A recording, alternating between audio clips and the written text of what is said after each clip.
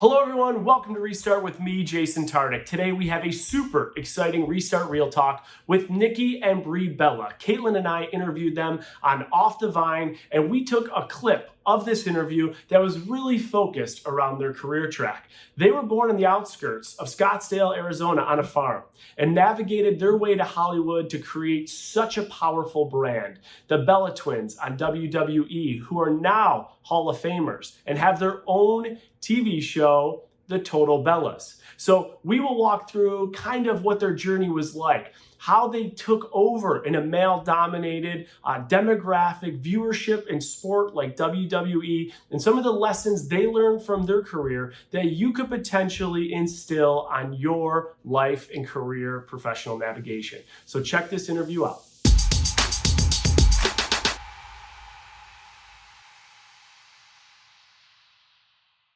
So we played competitive soccer when we were younger, and I was really into ballet, and Nicole started to play soccer, and she was on this competitive team, and she kind of like pulled me into it. And from that day on, 5th grade till we were seniors in high school, soccer was everything. I pulled her into the wrestling ring. It was like she wanted to continue to play soccer and she wanted to play pro ball in Italy. And then it was weird because I was like, listen, I think we're made to be WWE superstars. Like the girls, like they story tell, but at the same time they're beating each other up. It's exactly what we do our whole lives. We lip sync to the Spice Girls and we beat each other up. And so it was weird. So I would dragged her into that. And then when it got into business, we both kind of stuff we wanted to do, but it's weird because we definitely noticed in business, her strengths are my weaknesses. My strengths are her weaknesses, but we always do drag each other into different things. We do. And you know, with competitive, it's Brie and I, we never really competed against each other. Like being an identical twin and when you have a relationship like us, it's definitely like this 36-year marriage. That you can't live without each other and times you can't live with each other, but you find a way to be with each other every day and bicker your way through it. It's exactly who we are. The one thing Brian's trying to tell Artem right now is, listen, when you marry a twin, you're marrying two people. Like Nicole came with Brie, and you're gonna marry Nicole, and Brie's gonna come into the marriage. Like you just gotta know it. Yeah. So I'm interested, Brie. So you got Nikki into WWE, and I think it's important. Like when I've seen like your career track, it wasn't a snap of the fingers. Like you guys kind of, I mean, you moved to LA. It's my understanding you started working at Hooters, then got into the cocktail business. Then you worked with Budweiser for the World Cup. So what was that grind like, kind of to the top and getting into WWE? You know, it was crazy because when I graduated college, and it's funny because there's a part of me when I look at like club teams, when kids are playing it, it becomes your whole life that I think sometimes you forget about other interests. You just get lost in this one thing. And I was so burnt out the time I became a senior. I also lost my boyfriend to a drunk driving accident, and my whole world got rocked my senior year of high school. And I kind of was just one of those girls who was like, what do I do now? And I had no idea. College was like, kind of like, oh, I'll try it. And that's when I became a Hooters girl. I was like 18. I'm like, I'm going to start making money. All the boys were coming back from Afghanistan. So we were like, hey, we'll make tips. And that's when I got introduced to wrestling. And at the time I was a Wanderlust. And then we were doing some like different kind of work, which brought us to LA. And then we were cocktailing. But there was something still about the WWE that I felt so connected to. And they had a thing called Diva Search. So they were on the search. It's almost like Glow. I don't know if you guys watch Glow on Netflix. Yeah. So it's exactly like that. So they were on the search for like female wrestlers. So when I saw that, I don't know what it was. And I think this is when you know things are right. Something inside me was like, this is what you're meant to do. And that's when I pulled her with me to the audition. But the best part is we didn't even make it into Diva Search. They were like, yeah, you guys aren't what we're looking for. And we were like, what? Now, granted, when we did show up, we weren't wearing makeup. Like we were dressed as athletes and everyone was kind of dressed as go-go dancers. So we were like, okay, we get it. We're not what they're looking for. But we just kept pursuing it. And it was weird because when we flew to McDonough, Georgia, we got in the ring and we were like, no, we're going to give everything we can. And yeah. I think our career, 13 years, but it took so many years to actually really become like big stars. Yeah. And I mean, you know, just some of to touch on what Brie said, when we were younger, we were very drawn to Hollywood and the entertainment industry. But we were built like athletes and we were very athletic, and our parents saw that and knew it'd keep us out of trouble. And I remember even in elementary school, I'd always go try and do plays, and they're like, I'd come back and be like, well, it's only this kind of time. And they're like, well, you have practice. You have to do this. You have to do that. And we were like that all the way through high school, like always craving to be in drama and just perform. And we do stuff in school, but we can never do it outside of school. And then for me, I just went straight to college and wanted to play in the pro league. And when Brie brought WWE to me, I remember how I felt immediately. And it was funny because it was Hooters. But when we were working at Hooters, I would look at WWE once a month and I'd be like, they were in the Attitude Era and the girls were like making out and doing like bra and panty matches. And I was like, what is this? Like, I'm such a tomboy that I just wasn't appealed to it in that way until she brought up Diva Search and the girls started to really wrestle. And I was like, wait, they like get to act and they get to be athletic. This is great. But I mean, we worked at the Sky Bar, Sushia. If you all know all those places on Sunset Plaza, just to get there, the hustle. And I always tell people, like, don't give up. Things don't happen overnight. To where it took us 13 years in WWE just to become, big WWE superstars, break barriers for women. But I think what it took us, so many years to just get to that Diva Search point. And we just didn't give up. And people will tell you that. You guys know, especially family, when you move to LA, they're like, everyone's trying to make it. Everyone wants to be someone. And you just can't stop. Jason always talks about breaking that blueprint and doing things that aren't like, what you're supposed to be doing. And I think that sounds like that's how people get these opportunities like you two to do things that are just not like 0.01% of people can actually do these kinds of things. And it's because nobody really takes those risks. So, and you guys, have you always been like that in life? Just like risk takers and like you knew you were just going to do something different in life? Oh yeah. Nicole and I always were the types who just were like, what's the worst thing that could happen? We fail. Like we failed a lot. And so we just start over. We were never scared to start over. And we were never scared to... Well, let's say what we'd really say. We'd be like, can we get spanked or grounded? Spanked as in like from our dad.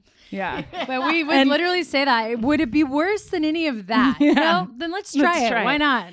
And it's funny when you talk about like the blueprint, because when Nicole and I joined WWE, we actually got, in wrestling terms, a lot of heat when we started because we didn't come from the independents. We didn't come from the blueprint of wrestling. And a lot of people were like, wait, when you were like 10 years old, you didn't dream to be a wrestler? And I was like in soccer. Like we didn't even get to watch TV. All our parents cared about is like winning championships, going from state to state, playing ball. Like it was different. And we always tell people this all the time, like at any time you can have a dream or you can fall in love with something. Like what I fell in love with wrestling at 21 years old, I'm 36. At 40 years old, I might fall in love with something else that I didn't even realize I loved.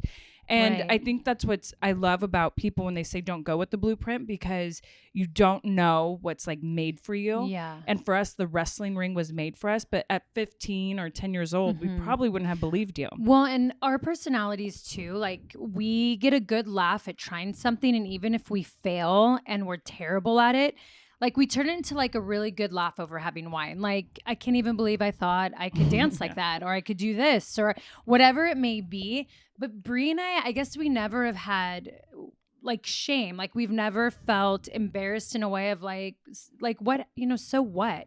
And we've experienced some really cool stuff throughout our lives because we've just taken those chances. And I wish more people would do it, because they would realize like they either get a good laugh at something they're terrible at, or they find something that they didn't think they were passionate about, and now they're passionate and they can make it successful. And what I think is so cool about all three of you, Kaitlyn, Nikki, Brie, in different ways, you guys have all found a way to really like empower women and break into this mold, whether it's via reality TV, but having a message and just driving it.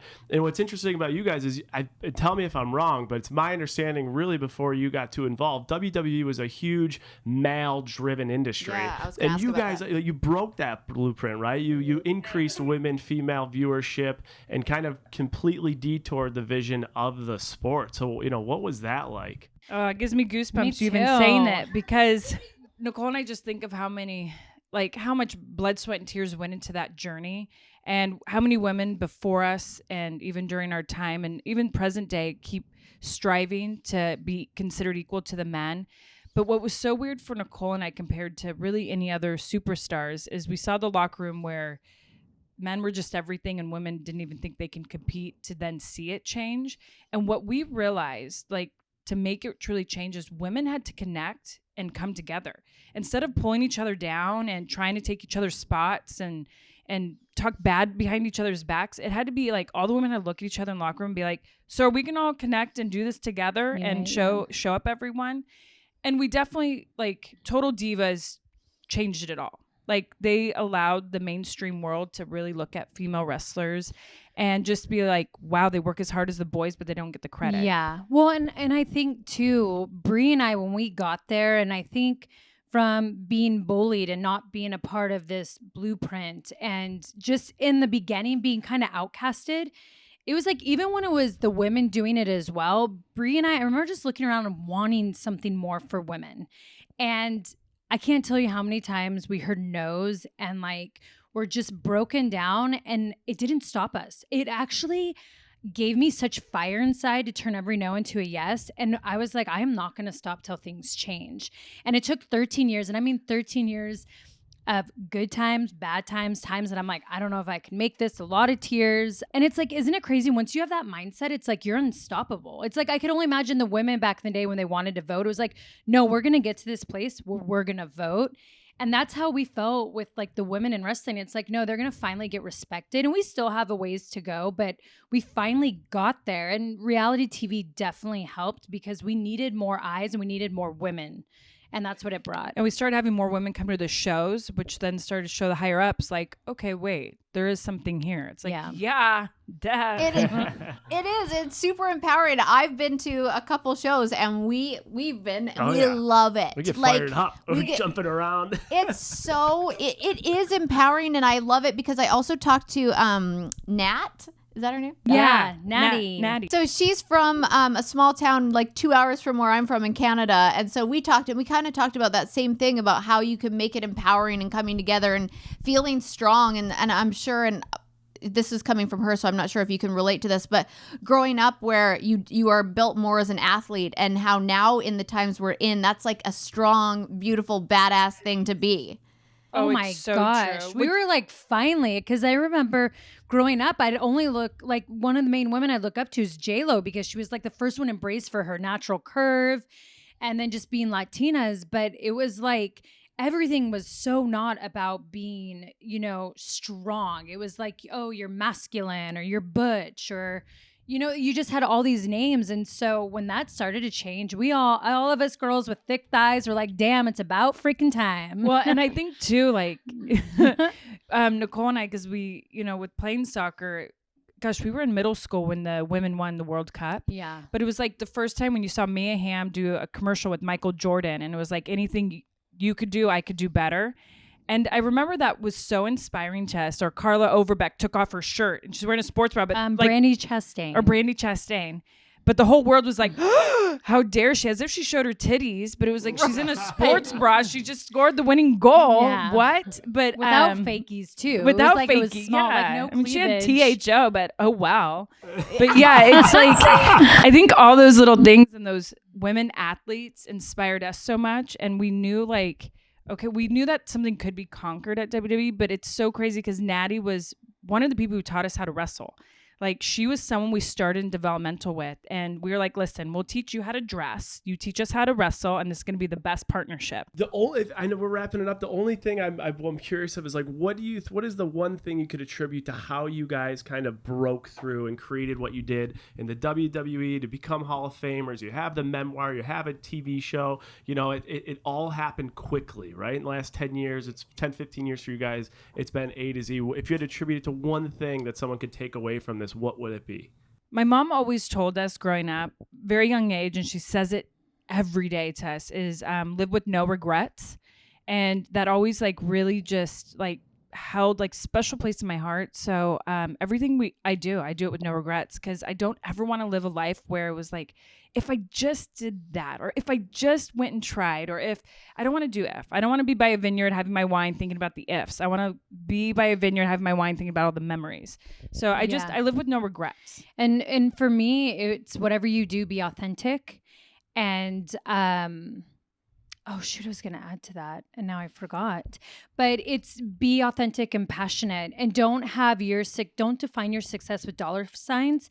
Find out your own definition and stick to that, because I wanted to be a badass female. I wanted to be a woman that was going to make men shiver in a great way and break barriers and be a badass. And I found an industry that came to me, and I never stopped till I did. And everything I've done, and Brie too, I've been authentic to my fans, to my brands, to whatever I promote, anything I do. It's passion and it's authenticity.